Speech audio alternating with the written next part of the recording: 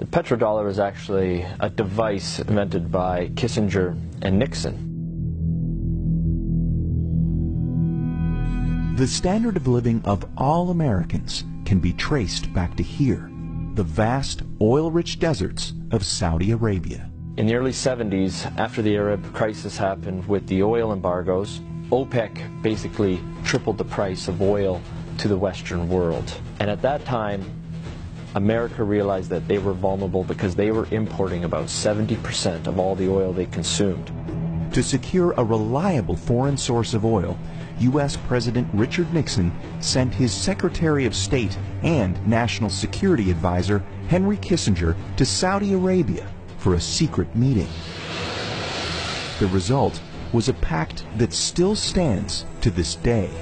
If Saudi Arabia, which at the time was the world's largest producer of oil, would sell the oil in US dollars, America would defend Saudi Arabia and make sure the House Assad would stay in power. As a direct result of this U.S.-Saudi agreement, all other oil-producing nations also adopted the dollar as the de facto medium of exchange. Demand for it increased exponentially all over the world, and soon it had a new name: the petrodollar. Your currency is only as strong as the demand for it, just like anything else, the supply and demand. Why the petrodollar is important, it causes a demand for the US dollar. A lot of Americans don't realize that over 70% of all the $100 bills in the world are actually outside of the US. There's more $100 bills in Russia than there are in America. This stockpile of US dollars in countries around the world is because oil is bought and sold using the greenback. If oil starts trading in non-petrodollars, such as gold or a basket of currencies, or if China and Russia start trading in yuan and ruble rather than US dollars, that demand isn't there. And the way of life for the average American will be done. It will be worse than the Great Depression.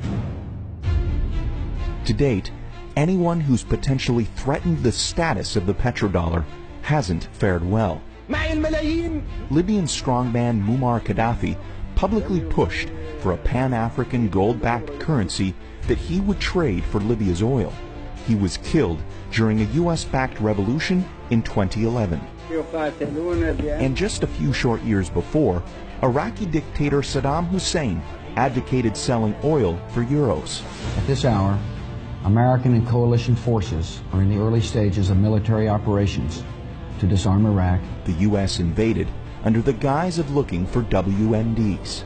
Iraq did not have any weapons of mass destruction, and interestingly enough, after the Americans invaded, took over, put in their own government, the whole concept of selling oil in euros never surfaced again. Today, many countries resent the current petrodollar system, and their leading spokesperson is none other than Russian President Vladimir Putin. Americans should be very worried about what Putin can do. There is a new Cold War going on. It is the colder war. That is exactly what's going on. And who's in the center of this push? Vladimir Putin. And the petrodollar is so crucial to the colder war. The only thing holding America right now at the top is the petrodollar. And let me make it very clear. If the petrodollar dies, so does America as a superpower.